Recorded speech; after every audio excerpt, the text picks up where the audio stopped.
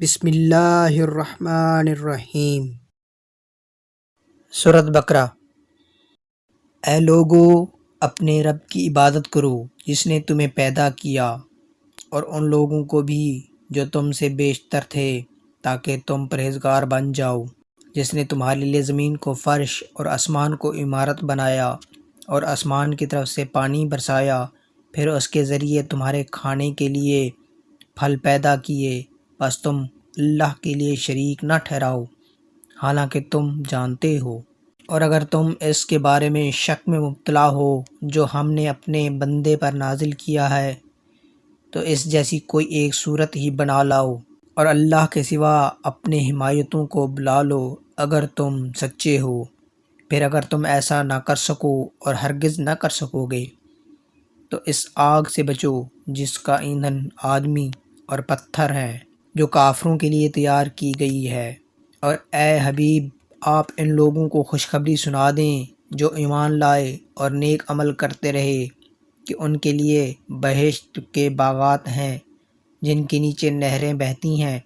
جب انہیں ان باغات میں سے کوئی پھل کھانے کو دیا جائے گا تو کہیں گے یہ تو وہی پھل ہے جو ہمیں پہلے دیا گیا تھا، حالانکہ انہیں ملتے جلتے پھل دیے گئے ہوں گے۔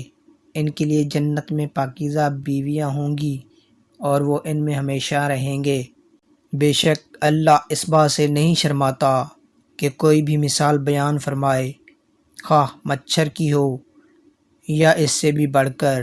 تو جو لوگ ایمان لائے وہ خوب جانتے ہیں کہ یہ مثال ان کے رب کی طرف سے حق ہے، اور جنہوں نے کفر اختیار کیا وہ کہتے ہیں کہ ایسی تمثیل سے اللہ کو کیا سروکار۔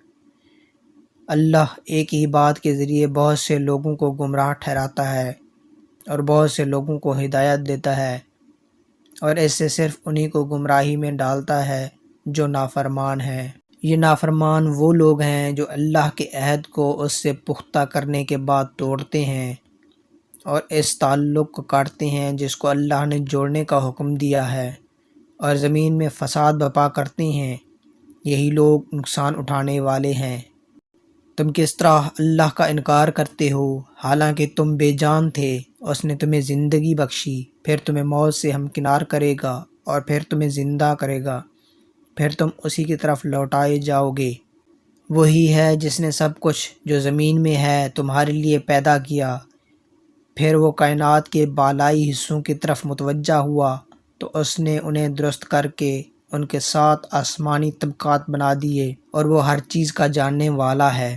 اور جب آپ کے رب نے فرشتوں سے فرمایا کہ میں زمین میں اپنا نائب بنانے والا ہوں، انہوں نے عرض کیا کیا تو زمین میں کسی ایسے شخص کو نائب بنائے گا جو اس میں فساد انگیزی کرے گا اور خون ریزی کرے گا، حالانکہ ہم تیری حمد کے ساتھ تسبیح کرتے رہتے ہیں اور ہمہ وقت پاکیزگی بیان کرتے ہیں۔ اللہ نے فرمایا میں وہ کچھ جانتا ہوں جو تم نہیں جانتے۔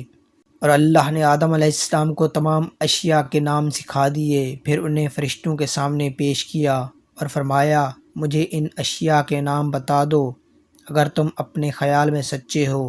فرشتوں نے عرض کیا تیری ذات ہر نقص سے پاک ہے، ہمیں کچھ علم نہیں مگر اس قدر جو تو نے ہمیں سکھایا ہے، بے شک تو ہی سب کچھ جاننے والا حکمت والا ہے۔ اللہ نے فرمایا اے آدم، اب تم ان اشیاء کے ناموں سے آگاہ کرو۔ بس جب آدم علیہ السلام نے انہیں ان اشیاء کے ناموں سے آگاہ کیا تو اللہ نے فرمایا کیا میں نے تم سے نہیں کہا تھا کہ میں آسمانوں اور زمین کی سب مخفی حقیقتوں کو جانتا ہوں، اور وہ بھی جانتا ہوں جو تم ظاہر کرتے ہو اور جو تم چھپاتے ہو۔ اور جب ہم نے فرشتوں سے فرمایا کہ آدم کو سجدہ کرو تو سب نے سجدہ کیا سوائے ابلیس کے، اس نے انکار اور تکبر کیا اور کافروں میں سے ہو گیا۔ اور ہم نے حکم دیا اے آدم، تم اور تمہاری بیوی اس جنت میں رہائش رکھو، اور تم دونوں اس میں سے جو چاہو جہاں سے چاہو کھاؤ، مگر اس درخت کے قریب نہ جانا ورنہ حد سے بڑھنے والوں میں شامل ہو جاؤ گے۔ پھر شیطان نے انہیں اس جگہ سے ہلا دیا اور انہیں اس مقام سے جہاں وہ تھے الگ کر دیا، اور ہم نے حکم دیا کہ تم نیچے اتر جاؤ، تم ایک دوسرے کے دشمن رہو گے۔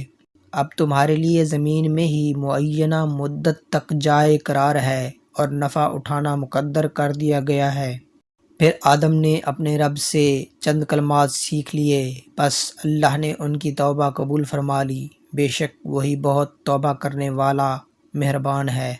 ہم نے فرمایا تم سب جنت سے اتر جاؤ، پھر اگر تمہارے پاس میری طرف سے کوئی ہدایت پہنچے تو جو بھی میری ہدایت کی پیروی کرے گا نہ ان پر کوئی خوف ہوگا اور نہ وہ غمگین ہوں گے، اور جو لوگ کفر کریں گے اور ہماری آیتوں کو جھٹلائیں گے تو وہی دوزخی ہوں گے، وہ اس میں ہمیشہ رہیں گے۔